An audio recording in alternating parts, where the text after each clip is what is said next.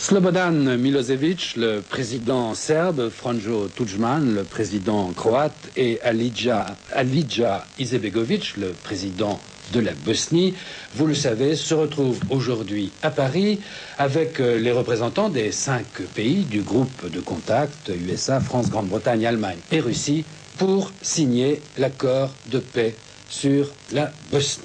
Un document, 11 annexes, 102 cartes. Alors, quel est l'avenir de ce traité? Est-il viable? Quelles sont les difficultés de sa mise en œuvre?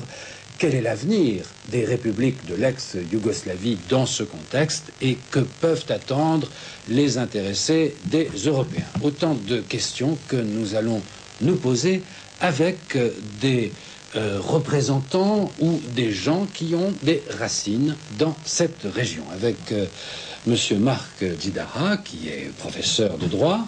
Vous êtes professeur de droit à Paris. À l'université Panthéon-Assas, Paris. Assas, et vous avez des racines croates. Lointaines, oui. Lointaines, avec Samra Mulic, oui, qui est présidente de l'Association bosniaque de France, oui, et qui est originaire de Sarajevo. Tout à fait. Et avec Monsieur Komnen Besirovic, qui est journaliste, écrivain serbe, originaire du Monténégro. Tout à fait. Voilà. Alors, origine profonde serbo-monténégrine. Très bien. Alors voilà un accord qui est signé aujourd'hui à Paris. Comme tout accord, c'est toujours un compromis. Bon. Votre réaction à cet accord, est-ce que c'est un jour important pour vous? Est-ce que c'est un bon accord? Est-ce qu'il y a des perdants? Est-ce qu'il y a des gagnants? C'est une excellente question. Eh ben, alors répondez-y. C'est un jour peu glorieux. C'est un jour où on consacre la défaite de la conscience du monde. Je m'explique. Parce que cet accord de paix de Dayton a été fait sur une grande injustice, je dirais même sur 2 crimes majeurs contre le peuple serbe qui se sont accomplis, qui ont eu lieu cet été.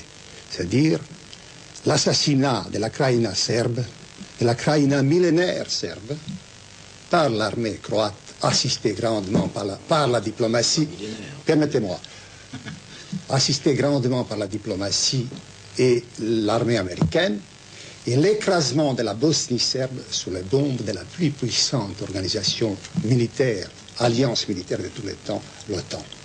Donc,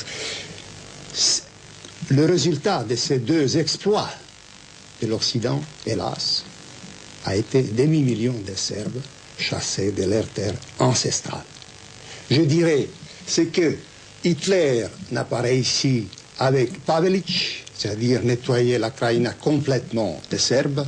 Clinton et Kohl n'ont réussi avec Tudjman. C'est pourquoi c'est un jour de deuil pour la conscience du monde. C'est pourquoi... Non, pas la conscience du monde, la vôtre. Permettez-moi. C'est pourquoi c'est du mauvais augure que les grands de ce monde se réunissent aujourd'hui à Paris pour sceller une injustice. Une injustice sur laquelle se termine ce siècle et qui augure mal pour le siècle prochain.